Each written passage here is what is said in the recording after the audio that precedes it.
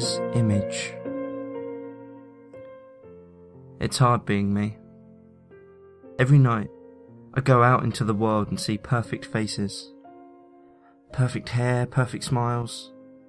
They all brush past me, giggling as they stumble home drunkenly from the bar they'd remained in for hours. Their happiness left a bad taste in my mouth. Their joyous smiles caused anger to swell within me at threatening levels. I hated them. I envied how they could glance into a mirror confidently, even if they were far from perfection. Opposed to my views on myself, my friends and family are quite happy with their appearances.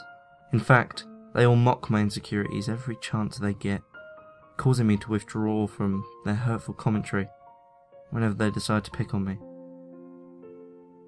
It's not like I chose to be a fuck-up. Who would choose such a trait? All I ever wanted was to be proud of the way I looked, but that far-fetched dream was unlikely to ever become my reality. Let's face it, I'm hideous. No one seems to understand me. Except Morgan. She's my roommate. Just as I do before I retreat to bed every night, Morgan stands before the mirror, blank-faced, as she stares upon herself. Tears stream down her cheeks as she analyses herself, trying to find one thing she likes about the image staring back at her within the mirror's reflection. Every single night, her progress remains stunted in the path towards self-confidence. I almost felt sorry for her. But that pity always vanished as I stared upon her luscious brown hair, intoxicating green eyes, and gorgeous bone structure. The girl had no right to be self-conscious.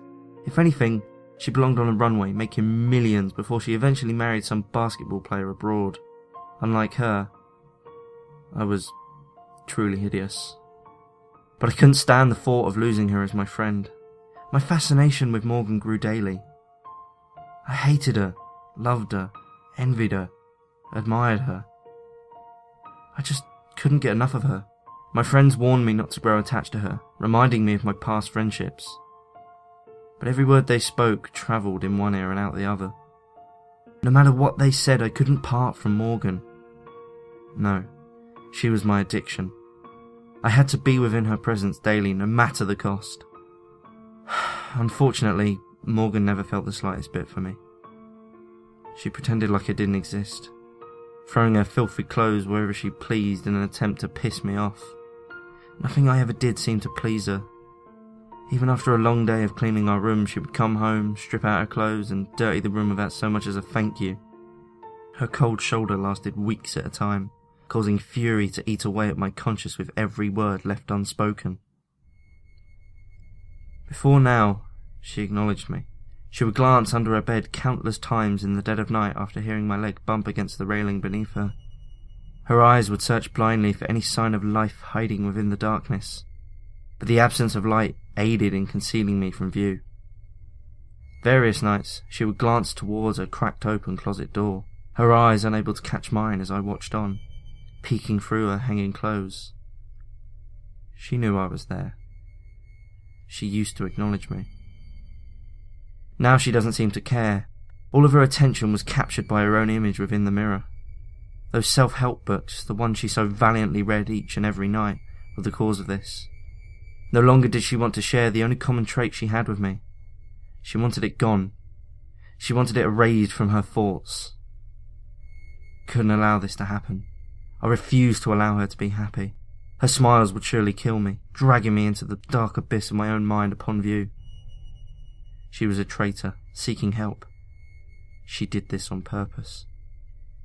For years I've been around, cherishing our relationship as she's plotted against me, against us.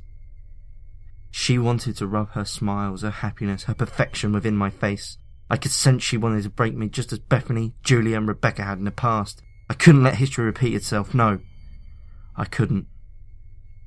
So I waited for her to arrive home, anticipation causing a foul odour to seep from under my arms as I did so. The wait was long, considering I was standing the whole time.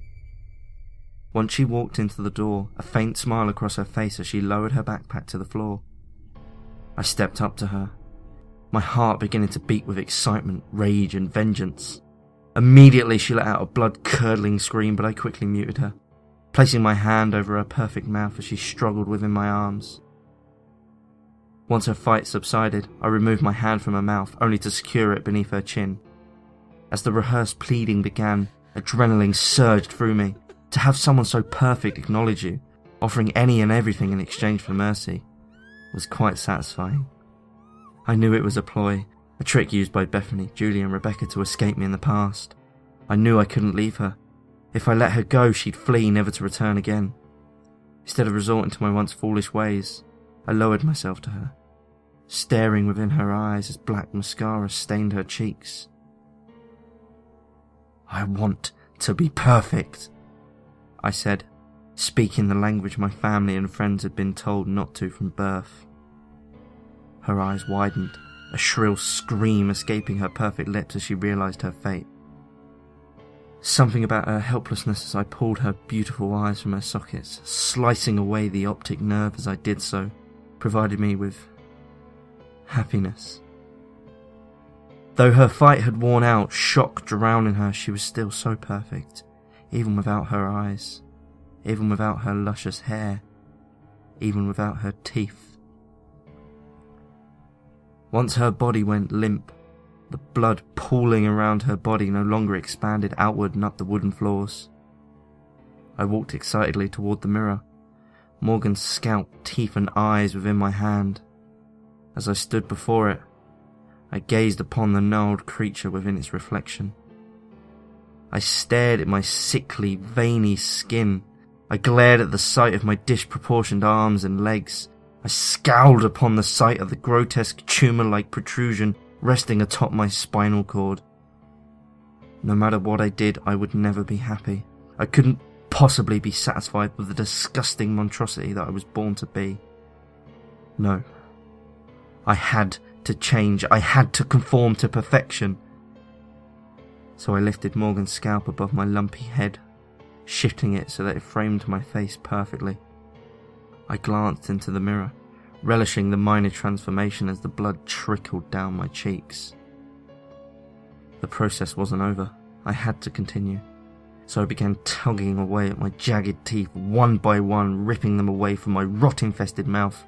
The pain was non-existent, though the opaque liquid running down the sides of my mouth was surely blood.